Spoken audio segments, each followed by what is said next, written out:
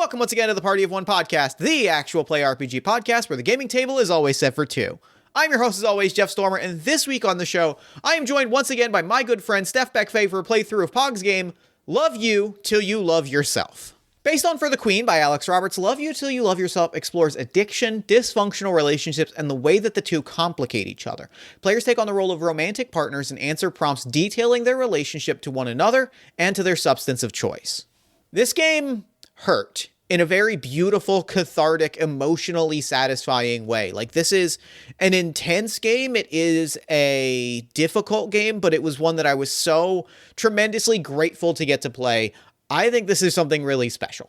I can't wait for you to get to hear the game that we played. It's really something that I'm so immensely proud of, and I've been thinking of a lot since we got to sit down and play it. You can find more information about Love You Till You Love Yourself in the show notes. Steph is, of course, the designer of Love You Till You Love Yourself, as well as several other games that I dearly love, including El Inmortal, masked in the main event, the acoustic cover edition, which you've heard me play with Pog on the show. You've also heard us play Clicks and Hums and Sirens in the Sun by Ollie Jeffrey. Steph is just genuinely someone that I really enjoy playing games with. Pog's also an amazing country musician, of which you can find more of Pog's work in the show notes, as well as a professional wrestling referee. Check the show notes for more information about all of the different things Steph is working on. Now, obviously, before we dive in, a quick safety call out that, as you can tell from the description, this episode does include frank descriptions of drug and alcohol abuse, as well as depictions of dysfunctional interpersonal relationships. Listener discretion is advised. Real quick before we dive in, a special shout out to Christopher Byram, our newest backer on Patreon. Thank you so much for supporting the show, as well as all of the games that I create and the other projects that I work on over the course of a given month. Patreon backers, of course, get access to early episode releases, raw audio of Party of Ones, as well as game docs and blog posts and all of the other things that I release and work on as I work on them. You can find more information at patreon.com/JeffStormer. And with all that said, let's go ahead and throw it over to me in the past so that he can get started with the show. Take it past me. Thanks, future me. I am so excited to be once again sitting down with my good friend, Steph Beck. Steph, thanks so much for coming on Party of One. Thank you so much for having me. I am so excited. Every time we sat down to play a game together has been a delight, a genuine, joyful experience. I could not be happier. Before we dive in, why don't you tell us about what game we are playing and tell our audience at home anything you've got going on that you might want them to know about? Yeah, okay, so this game is called Love You Till You Love Yourself. It is, it's a descended from the Queen game based on the music of Apes of the State, my favorite folk punk band. And it's about being in love and addicted to drugs and the ways that those two things can just really fuck each other up. Yeah. I'm excited and nervous in equal measure. This is a very heavy and emotional game, but I'm also thrilled about it. This is one of those really special pitches that I'm really excited to dig into. This is gonna be great. Anything else you got going on you want the audience to know about? Yeah, I've got a few things. So first off, I'm a pro wrestling referee. So if you happen to run a pro wrestling promotion in on the West Coast, hit me up at leonaedgelord@gmail.com. And you can see me work at Reactivate in Richland, Washington, and DOA Pro Wrestling in Portland. And I train at the Dragonplex Dojo in Everett. And if you're interested in pro wrestling, you should sign up, because if we get enough people, they'll lower tuition. And for me personally, I've got a country band at garlicbreadandroses.bandcamp.com, and you can find my other games at garlicbreadandroses.itch.io. They're all more or less in the same kind of tone as this one. And and Apes of the State, the band that we're going to be quoting a lot from in a second.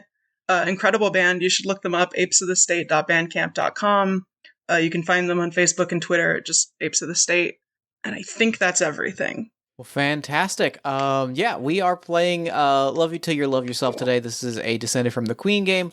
So that means that we are going to be drawing cards. We are going to draw cards one at a time. Each card is going to have a question. We are going to read through those questions. At some point, we will draw the Ace of Spades, which is our final card. What do we need to know about this game before we draw our first card? Yeah, so I'm actually just gonna read this section of the game real quick. Yeah. The two of you will take on the roles of romantic partners dealing with addiction. Take a moment to discuss who you think your characters are. Decide on age, gender, substance of choice, any facts about them that seem worth having some agreement on. You can just play yourselves if you want, but if you do, please tread extra carefully. Some level of remove can be helpful. And so, okay, this game can really easily be a bummer. So I've been kind of thinking about like how do I want to do this so that it's like light enough to actually be like an enjoyable listening experience. And I was thinking about like a year ago, you put up on, I want to say on Twitter, maybe it was the Discord, you were like, designer friends, like, how does your game handle a baseball episode? And so I forgot that I posted that, and you remembering that has brought me such immense joy because, and this is a message to all of the designers out there. You need to figure out how your game can manage a baseball episode because Akira Toriyama did not give us the greatest anime episode in the history of anime. For you not to apply the same love and care into your games, I need to know how you would play baseball in your games. Oh, see, I was thinking Deep Space Nine, but like, yeah, equally good. Like the baseball episode has an incredibly high success rate. It's genuinely one of the better first season half before they changed the heart of the show. Like early Bob's Burgers is one of the baseball episode is one of the better episodes. There was several of the Simpsons episodes. The Simpsons episode about softball, maybe its best episode. Like the baseball episode as a format is a deep well that never has disappointed me.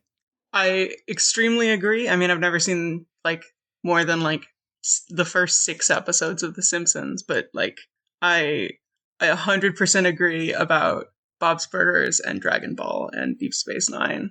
Those 3 in particular like stand out to me as like it's a masterful way to just put your cast into a specific situation that is delightful, low stakes, and very odd. Yeah, so my pitch.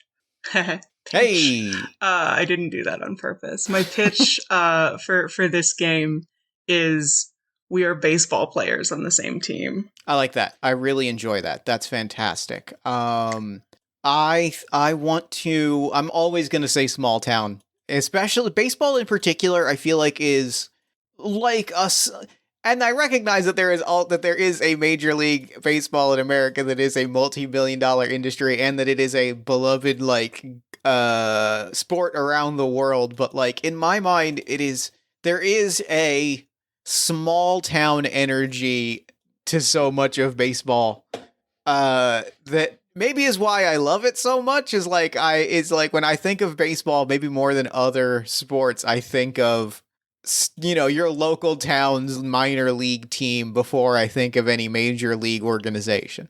Yeah, and I definitely think like a minor league team has that weird tension of like there are always going to be some players that are like, the prospects that are getting looked at that are like, like getting ready to live kind of that sports rock star lifestyle. And then there are some players who are just like always going to be stuck in this tiny shitty town. Yeah.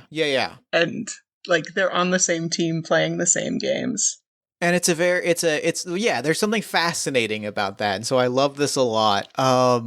So I've been thinking about this from a safety and like how I feel that I personally can responsibly tell a story with the themes of the game. And so like a big thing for me is I'm thinking about my own. This is a factoid about my own life, but like I think that if I'm thinking about a character that is struggling with addiction, I feel like I want to pull most specifically on the only substance that I have taken in my life, not for any particular reason, but just because it's the one that I've had, it's the one that has been around me the most, is like I've only ever drank alcohol. So I feel like I want my character is going to struggle with an alcohol addiction because it is something that like I am familiar with in a way that I might not be with other forms of addiction, and I won't want to do it dishonestly.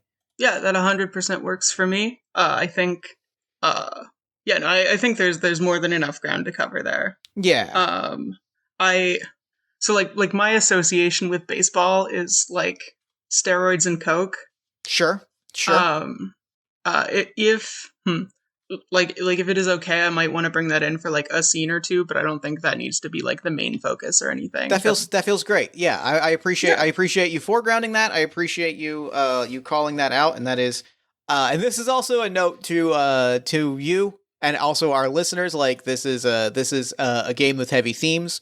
We are keeping safety in mind. The best safety tool that we have is that we are conscientious players who are committed to taking care of one another. There is an open conversation at play. If we need to discuss things, take things off the table, pause things, move things around, we can do that openly, and we have proper safety tools that we rely on for the show, namely a verbal X, N, and O card, as well as like we've preemptively talked through like lines and veils from, you know, previous games that we've played together. But the best thing that we have is that we recognize that our comfort is the most important thing, and that we are going to play the game respectfully towards each other and keep each other in mind.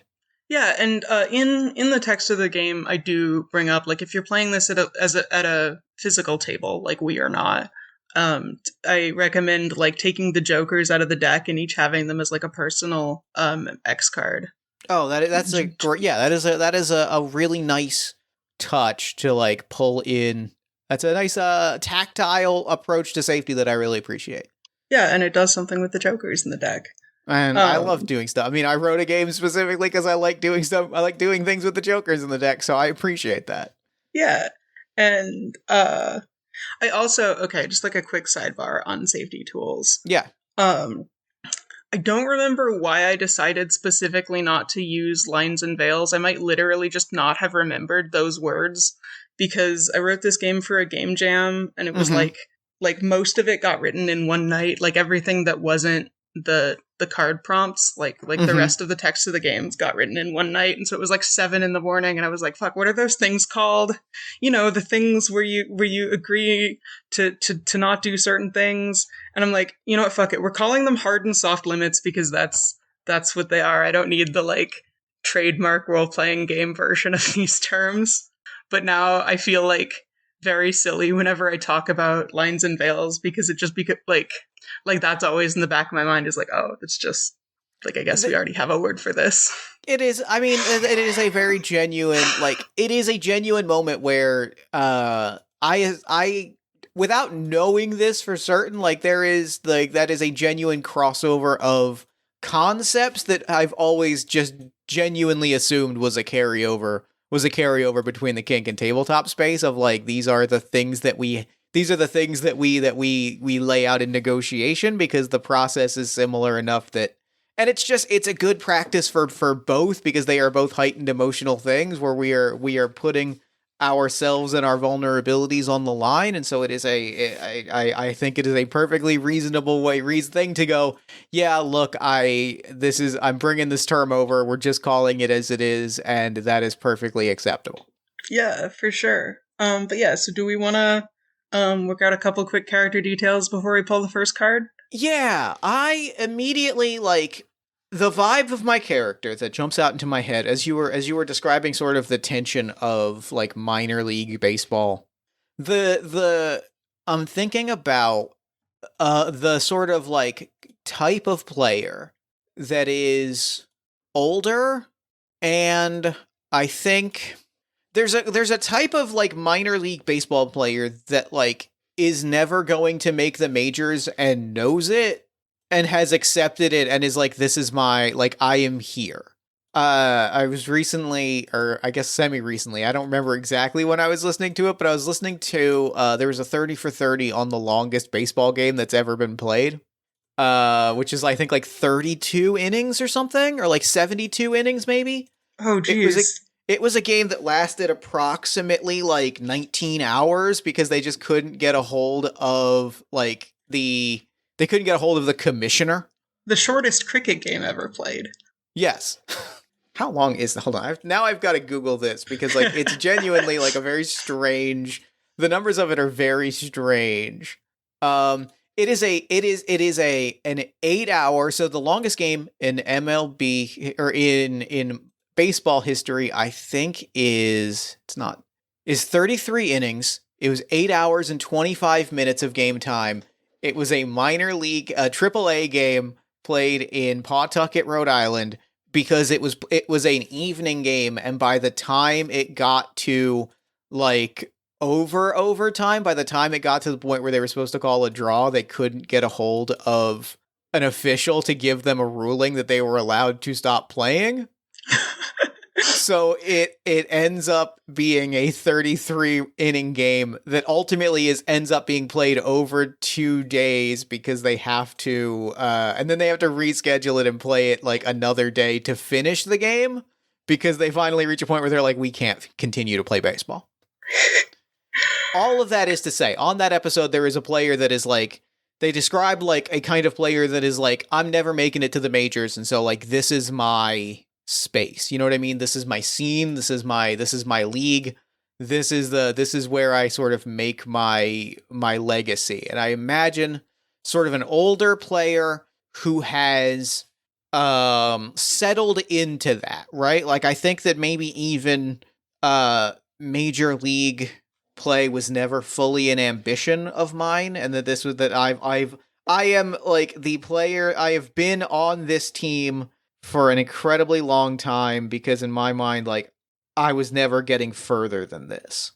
Yeah, that makes sense. And I think I'm gonna go the opposite route then. I'm gonna be like small town baseball hopeful, like young, up and coming, like all the like, like I did great in college, and so all the major league teams are like at least looking at me, or at least like I think they are. Maybe that's enough. And I think like I have big dreams of getting out of the small town that I grew up in. Like at first I was like, of course it's an honor to play in my hometown, but now it's like, so I think that's kind of the vibe I'm going for. And I think I want a real like Sleeve McDykel Bobson Dugnut ass name. I respect this. I've been thinking about the name. I think my name, I'm going with Hustle as a nickname because that is a great baseball nickname. Hell yeah. And I'm going Chuck Ramford. Chuck Hustle Ramford. I'm going with Hustle Chuck Ramford is my name. Hustle Chuck. Hustle Chuck is a good baseball player name. So I am admittedly an incredibly casual baseball fan. I don't actually know player names, but I do know that my local major league team, the Mariners, has a player whose nickname is the Big Dumper because he's got a thick ass. That's great. And, that's great. Like I don't know any names of the like players on the team, but I can be like, oh, that one's the Big Dumper. That one's the Big Dumper, sure. Yeah. So yeah. I think in honor of that, my nickname is definitely Thiccboi. Thiccboi? And I think my name is Marthaniel Thicke. Marthaniel Thicke is small town baseball legend. Very good name. Okay, we've got our character names. We've got our deck of cards in front of us. We are going to flip a card. It is going to ask us a question. And from then, when we are going to like flesh out our relation, we are romantic partners. So we are partners. We are dating. We are in love. Maybe and secretly. Yeah, I like that. I like that especially like I think that like I like the idea that we are secretly dating for professional reasons. Like it is a like maybe it's a league ruling that like we're not supposed to fraternize. I think that's fun to me. Yeah, 100%. And we just wouldn't want to make things weird in the dugout. Right, that's the thing. Is that like they don't want to make people they don't want things to get weird in the dugout. You don't want to cause tension in the team if relationships go badly. So there is like a ban on it's a ban on player relationships and player like inter-team relationships. Like you're also not supposed to date someone from The Office. And so like it is we are skirting around that by dating in secret. Oh, what's the name of our team? Oh, what is the name of our team? That's a real good question. Okay, give me a shitty small town name. I'm gonna go with with Gold River. The Gold River Marleys. The Gold River Marlies is a fucking great. Yeah, no, that's so good. I'm like, okay, like, yeah, That's what's a great. fish? All right, so we're the Gold River Marlies. We are Hustle, Chuck, Ramford, and Thiccboi, Marthaniel, Thicke, and we are dating in secret because of team, because of like a team dictate against inter-organizational relationships. So That sounds good. I will draw us our first card. Our first card is the Four of Clubs. Okay. Scrolling down. The Four of Clubs. Vodka in my basement, 8 people passed out in my bed, the night when Courtney fell out of the treehouse, and we all thought she was dead. Oh, all these are Apes of the State lyrics, by the way. The, like, little italicized text at the beginning of each prompt. Your partner loves, that's me, loves to tell the story of a particular night you spent fucked up together. How do you remember it differently? Let's see. The night that we spent fucked up together, we were, it was the first night we hooked up and we were drinking. It was, the way the story gets described is we were drinking under the stars. It was very that moment, right? Like we were in, the bed of my truck. We were drinking under the stars. We were in the parking lot of the stadium. It was after a game. You know, it was just everybody had left but the two of us. We were sitting around and one thing led to another. We hooked up and it was great.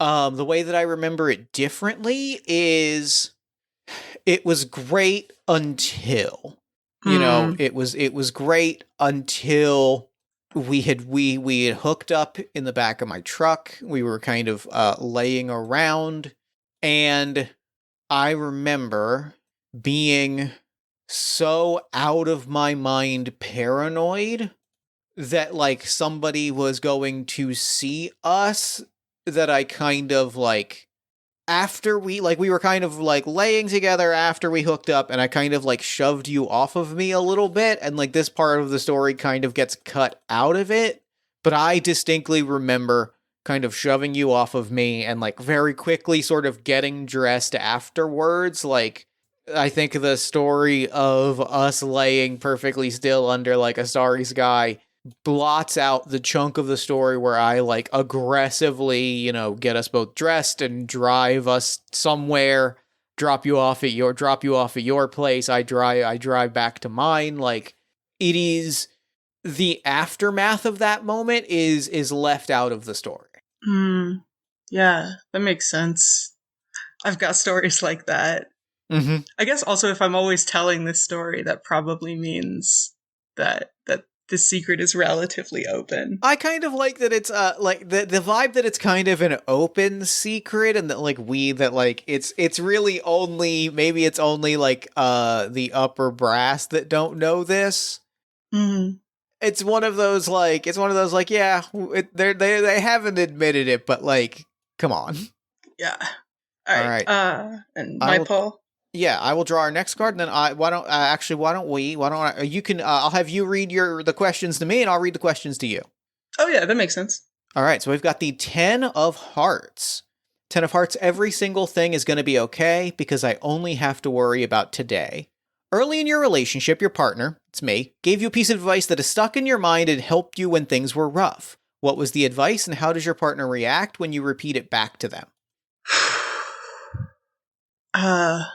I think early in the relationship was also early in my being on the team. Like I think that was pretty early, and I think that like fairly early on I was having a freak out because like I didn't do well at a game, and like, you know, maybe like a scout was watching or something, right?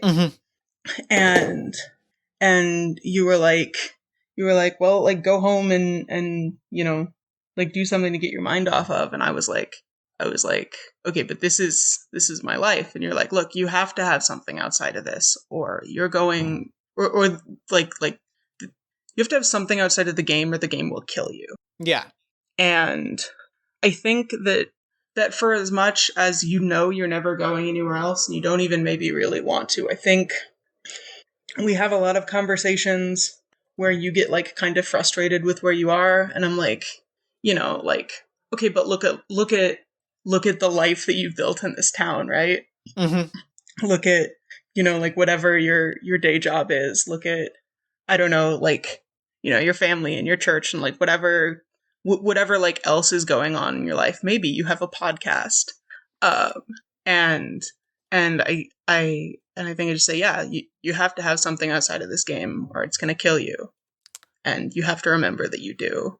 I have a And food truck that I run during the week. oh yeah, and It's I run a barbecue truck. I run a barbecue food truck during the week. Is what I do around baseball. yeah, and I think that I don't think you always know how to take that. I think maybe you resent a little bit, like me being like, yeah, remember this thing you told me? Because it's like, okay, well, that was fine when it was you. Yeah, it's great. I can give that advice to anybody else, but if the second it is thrown at me, it is the worst thing. The Yeah. worst thing imaginable. Okay, I like that a lot. All right, I'm going to draw our next card. Read me the Jack of Spades. Jack of Spades. God grant me serenity, and I swear that if I make it through this moment, I will believe in you. What kinds of promises do you make to yourself while you're fucked up? How often do you keep them? What kind of promises do I make to myself? I promise myself that I am like it's kind of I promise myself that I am going to do things.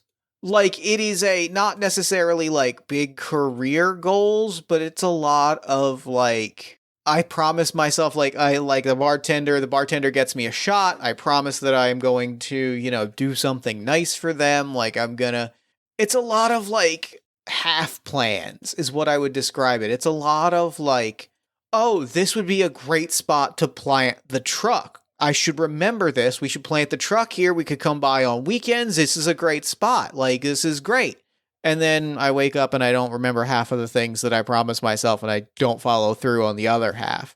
But it's a lot of, I think I am constantly saying that we should do stuff. We being you and I, we being whoever else is in the room, we being the royal we. It's a constant string of, damn, we should get an apartment together. Damn, like we should go to the Baseball Hall of Fame in Cooperstown. Like it's a constant string of just like random promises, none of which are going to come true by the time I come sober. Yeah. Real. Our next card, I'm going to read you the Queen of Hearts. Queen of Hearts? It's been so long since anything has gone as expected, I've learned to stop having any expectations. What consistently surprises you about your partner and your life together? How well have you learned to plan around the things you don't expect? I guess I expect you to be more complacent than you are. And you always have all these ideas. And like I like just because maybe you don't always follow through on your fucked up ideas, like it doesn't necessarily mean that like, I don't remember them. And I think I take a lot of those really seriously because I'm like, I don't know, at a point in my life where I'm thinking about the future really, really hard. And like I think at first I was surprised when you didn't keep those, and now I'm surprised when you do. Mm-hmm. And like every once in a while you do like pull through with like yeah, I'm like, we're gonna do this. And I think that like it's nice when you follow through, but I've gotten so used to you not that I've like it almost like throws off my plans. Like it's almost frustrating when you actually do what theoretically I should be expecting you to do, if that makes sense. Right. Yeah, 100%. I get exactly where you're coming from. Yeah. And so like and sometimes it's like little things like oh yeah, like let's go to on to this like date spot or whatever. And yeah. Sometimes it's like hey, like I'm like looking at places, and like I said I was gonna like looking at apartments or whatever, and I was like, wait, what? Yeah, it's kind of a like and I think it is it's a little bit what I almost imagine is it's a little bit like I don't give context for when I'm following through on a plan. Mm. It's like I just hand you some printed out apartment ads, and I'm like, here you go, take a look at these, let me know which ones I should schedule a viewing for. Mm. And it's like, what the fuck is this? Like, what is this? And I'm like, we talked about this like 3 days ago. Yeah, and especially if I'm just trying to drink and have a good time, Mm-hmm. like now is when you're doing this. Yeah, right, yes. Yeah, and so yeah, I think that's my answer. All right, read me the 9 of Hearts. 9 of Hearts. Some people cry too much, and me, I just don't cry enough. When was the last time your partner was really emotionally vulnerable with you? I am going to keep pulling on this thread that has unfurled in front of us because I find it really compelling. I think that it wasn't a fight. Crucially, it was not a fight that we had, but there was a genuine moment when I like showed up with a bundle of apartment ads.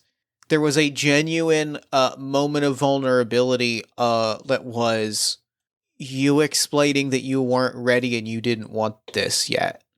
It was a genuine moment of like I followed through on this and that's great, but you weren't like it was a very vulnerable moment of like, hey, like I don't want to end this. I don't want this to impact where we're at.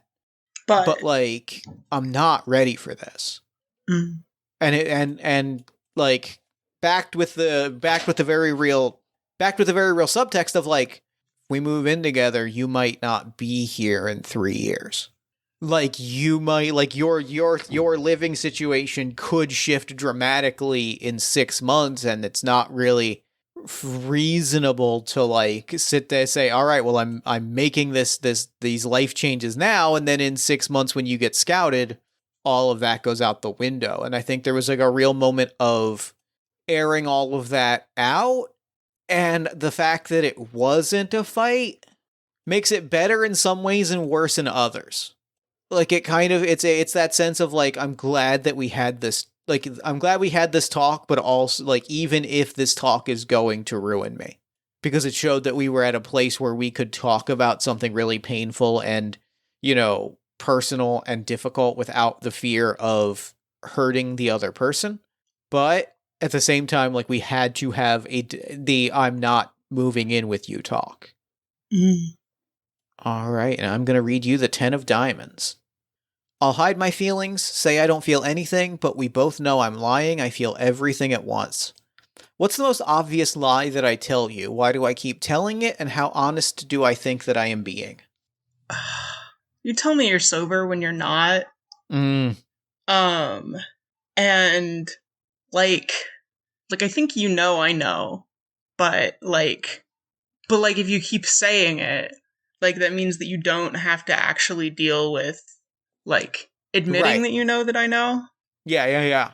It's not a problem if we don't talk about it.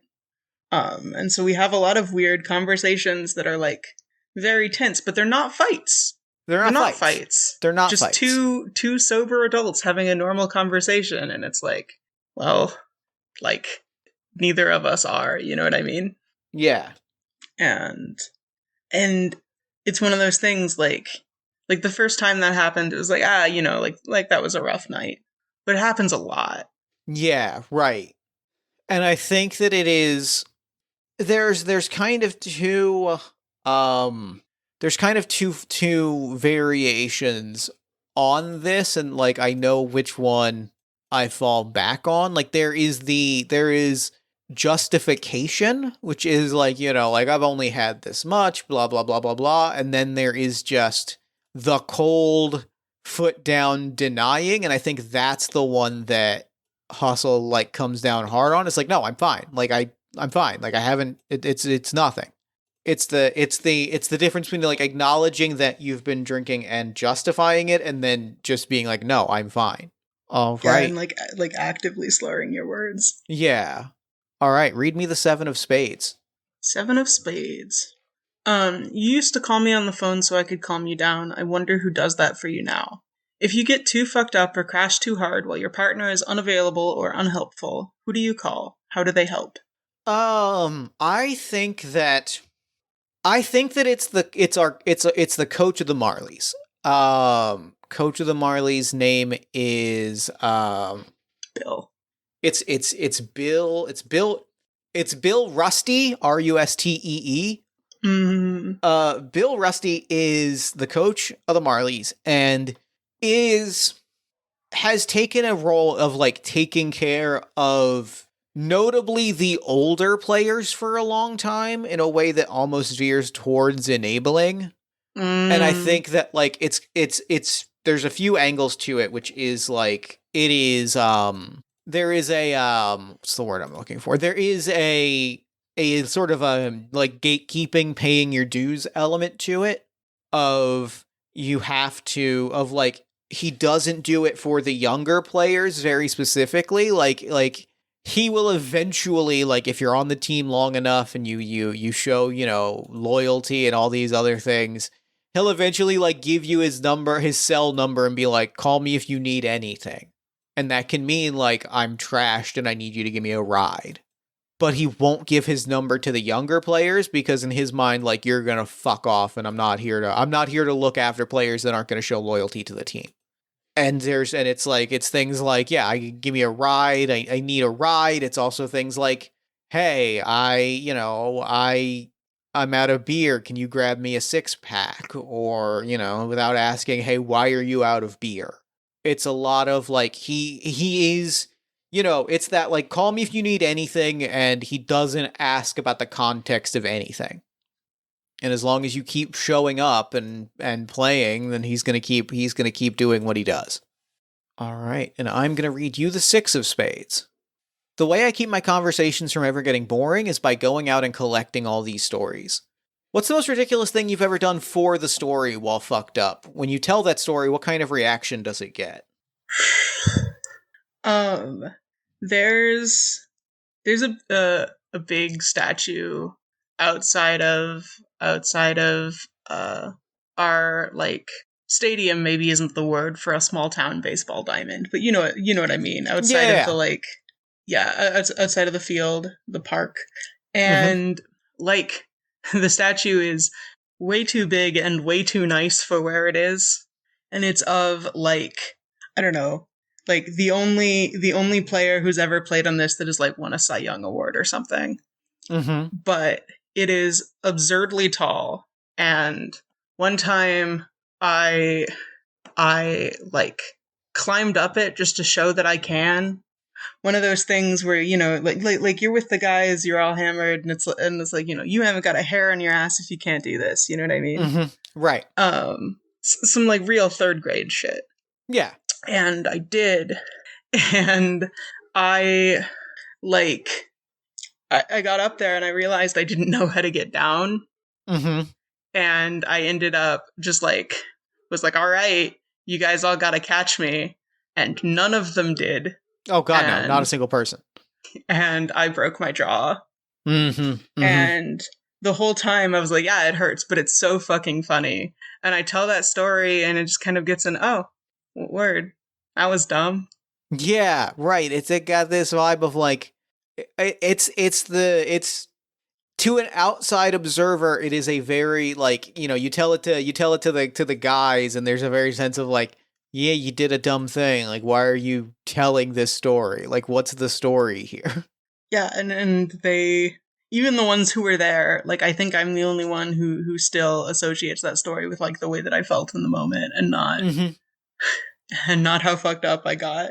Yeah, not you climbed a statue and then just sort of jumped down. You shouted a thing, nobody could fully hear you because you climbed to the top of a statue and then just sort of threw yourself off of it. Yeah. Read me the 8 of spades. Looking at your blue eyes, I just want to die while this is perfect, so I don't have to live to see myself ruin it again. On a good night, where you and your partner are just the right amount of fucked up, what fears are you able to push out of your mind? And what fears eat at you no matter what? I'm able to push out the fear that you're going to be gone in a year, and that I'm not going anywhere. and that none of these I'm able to push out all of those fears about the future, about what's not going to change, what is going to change, and like that none of the plans that I make are going to follow through, and that you're going to be gone. You're going to get some opportunity and leave, and I'm never going to get that opportunity, even as I kind of feel like, even though I kind of know that I'm not, like, there's still that feeling, right? There's still that, like, maybe. But I think the thing that eats away at me, I think it's that, like, I'm not equal to the other players, like, now, and that I'm not equal to you, and that on some level you know that. It's this feeling of, like, I look at the other guys and they're, huge, and they're bulging out, they're jacked up and pumped up and gassed up, and I see you slamming home runs, and I am a pretty decent player. I'm not scoring home runs. I'm not integral to a triple play. I'm not knocking the ball out of the park. I am a decent, solid utility player. And especially when I am dating someone that is obviously like that, like, I can tell you're headed places. Like, I know that. I can see it. One of the things that I love about you is that you are dynamic, and, like, it's you're exciting, and there's an energy to that, but, like, I'm just some fucking guy. And especially, like, when we're out and when we're drinking, that inadequacy fucks me up. I'm going to read you the Two of Clubs. If we ever lose ourselves, try retracing our steps. Where haven't we looked yet? The first time you woke up with no memory of the night before, you spent so long asking people what happened. What did they tell you that surprised you? How did the stories you heard affect how you saw yourself? I think I'm one of those guys who like gets drunk as social lubricant. You know what I mean?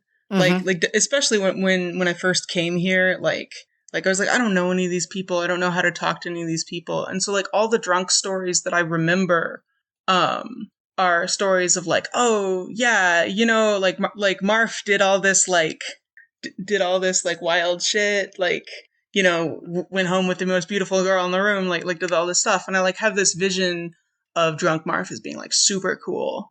Mm-hmm. And I think the first time I actually blacked out, I like I thought there was a story. I kept asking people because I knew there had to be a story.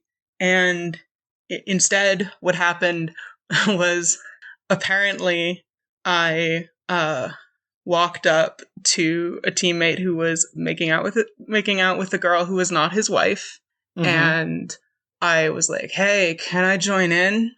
And they were like, "Wait, what?" And I was like, and I sat down, like, right where I was, right next to them, and then said nothing. And then I was just like, the party continued happening around me, like, with me as just like a paperweight in the middle of the room. And I thought there was going to be more to that story. I was like, okay, where's the part where I do something cool? Where's the part where I do literally anything? And I Yeah, yeah, realized, yeah. like, oh, I just stopped being a person for a while. And that was Mm. that, I think, fucked up how I saw myself than if I'd, like, done something, like, truly terrible, because at least then I would have done something. Yeah. Yeah, yeah, yeah. Read me the Ace of Clubs. The Ace of Clubs. I gotta get out of my head before I make a bad or I gotta get you out of my head before I make a bad decision. What do you get fucked up to forget when you're alone? How much do you tell your partner about it? How much do they listen? I love running my own business. The food truck it's mine, right? The food truck is my thing. I own it, I operate it, it is mine. It's still working in food service, and working in food service fucking sucks.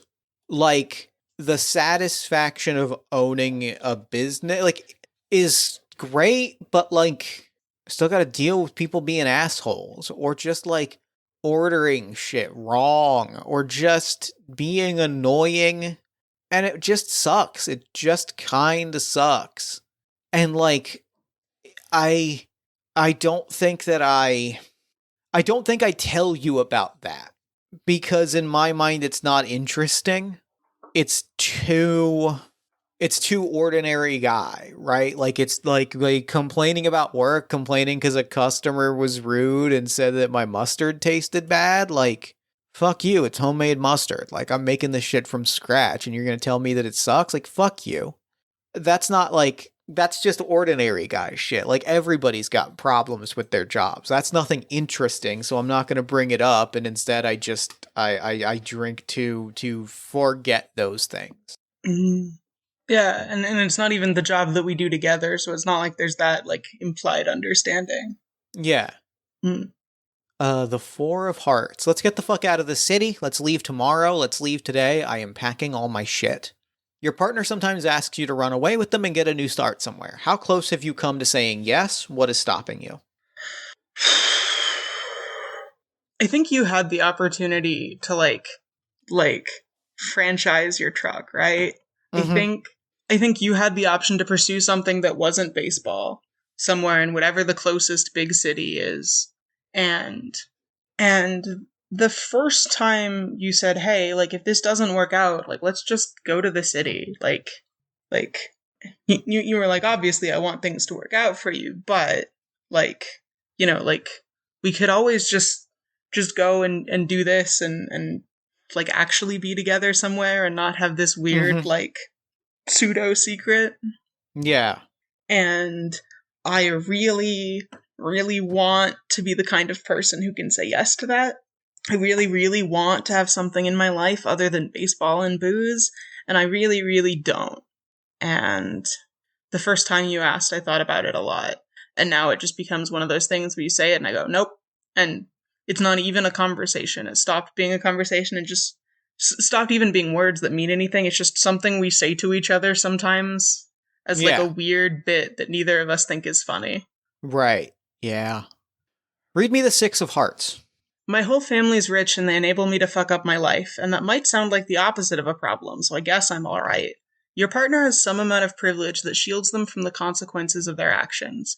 How have you benefited from their privilege? What do they get away with that you never could?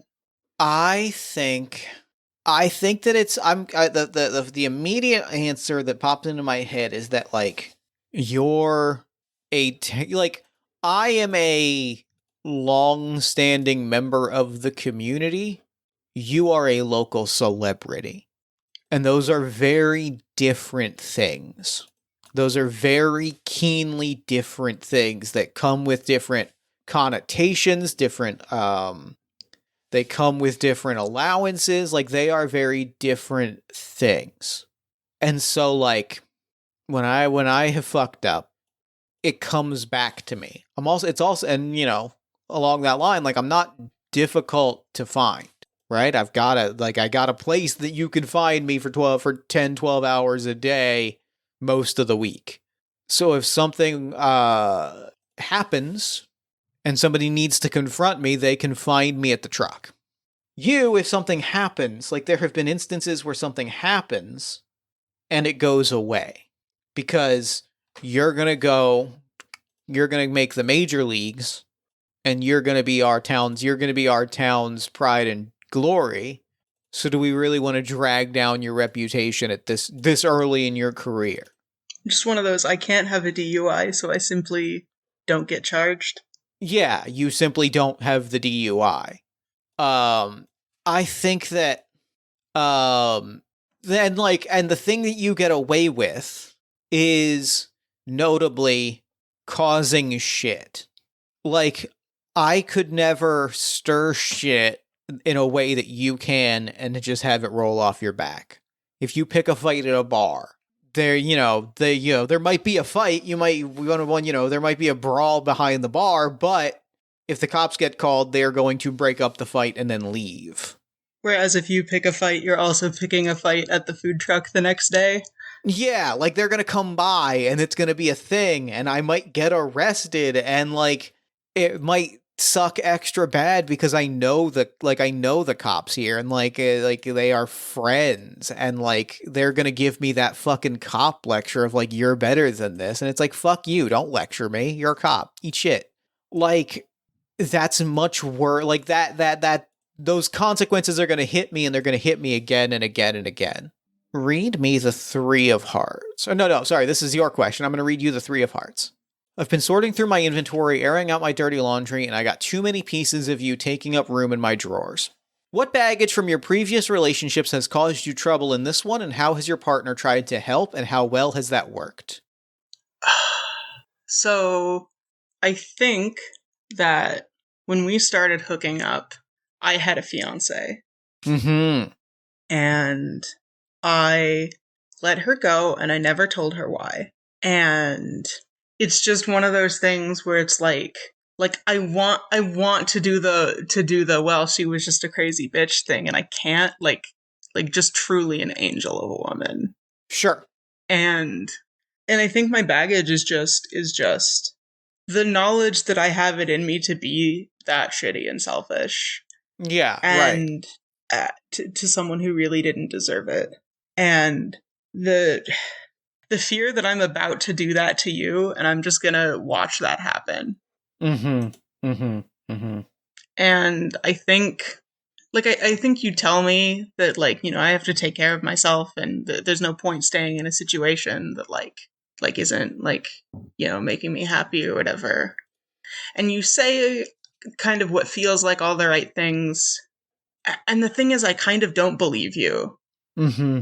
Like, whether you mean them or not, whether you believe them or not, I don't believe them, and so I can't believe them from you any more than I would believe them from myself. Because it's like, of course you're saying that. You just want to, keep doing this. And yeah, I think that's the situation. Mm-hmm. Read me the Queen of Spades. Oof. This is for my friends who are back in rehab, and this is for my friends who aren't going back again. Sometimes, people you used to get fucked up with get sober. How much do you try to maintain those friendships? How does it feel trying to hang out with them sober? I think this is interesting because I think that, imagining a lot of the people that Hustle hangs out with, I think he has to maintain those relationships. Especially because, I mean, when we really stop and think about it, this team is my social scene. And as much as I don't know, as much as I feel like I'm not going anywhere, as much as I feel like I'm not advancing, we gotta win. We have to keep the team going. And I think that, the fucked up part is that, they talk about getting sober, and the kind of person that we've established that Hustle is, he blows off how much or how often he's been drinking. I'm lying to them, being like, "Yep, nope, I'm fine. I don't know. I couldn't tell you the last time I've had a drink. I've been taking a lot easier these days. Et cetera, et cetera." And there is this sense, it's, and I think that what has happened in the past with some of my old friendships is even within the team, I haven't distanced myself from them. They've distanced themselves from me because they're like, "Hey, it's kind of fucked up that you're lying about this." And it's fucked up that you're lying about this to someone that is talking about being sober. And those conversations don't necessarily happen explicitly, but there is a moving apart that happens, that has happened in the past with several of my friendships. So much for not making things weird in the dugout. Yeah, right? somehow our relationship is then the least make it weird in the dugout so far. All right, I'm going to read you the Two of Hearts. Sometimes I wonder what I'll be doing at this moment that I'll be cringing at a year from now when I think about it. You're not the same person you were when you met your partner. How have they changed you, and how do you feel looking back at your former self? Oof. I think I was a lot less confident. When I started with the team, it was probably a few years ago now. I was in my I don't know, what a reasonable time to have been playing baseball this long, and it is. But I don't know. I was in my early mid-20s. Mm-hmm. And I think I was just kind of starting to figure out what I want in life. What am I going to take this seriously, etc. I also don't think I drank that much, just because I don't think I had friends before this. Mm-hmm. And I that was the thing that let me have friends. and like being confident and decisive in a way that I wasn't is great, and like you did that, but also like at the same time it's also it is also ultimately like the thing that pushes you away, right? Mm-hmm. And it was the thing that made me like leave my fiance. It's the thing that made me jump off that fucking statue. Um, and looking back and like, wow, like, you know, young Marthaniel was so like innocent and had no idea how good life could get and had no idea how fucking bad life could get either. Right. Yeah. And with that, we have drawn the Ace of Spades. When this card is drawn, both players answer the first question, and both players answer the second question. When this is done, the game is over. Whether it happened overnight or it snuck up on you gradually, things are now the worst they've ever been. It is making you wonder how long you can go on like this. Do you get sober? I think you answer this first. I think I get fired from the team. Hmm. I think it gets to a point where I show up to a game blitzed. They cannot keep me, like they have to fire me. And I think like it is a decisive wake up call moment of like, this was my social scene, this was my pastime, this was my escape, like this was all of these things, and it is gone now. Like there's no going back to it. And I think that pushes me to get sober. I think that like that moment, once I come to and realize that I have been fired from the space that I have worked for years, then that's the thing that has to push me towards getting cleaned up. Yeah, and I think gonna hit you with the Jeff Stormer, a little bit of both. Yeah, do it. I think when you say you're getting sober, I think I also say I'm gonna get sober. And I go to a lot of parties that aren't fun anymore that I have to be at for networking and stuff. And I play a lot of games that I can't get through anymore because, you know, like I just don't have anything to take the edge off. Right. And eventually, like I start moving upwards and I start like getting invited to better parties with better drugs, and I stop drinking, but I sure don't get sober. Mm-hmm.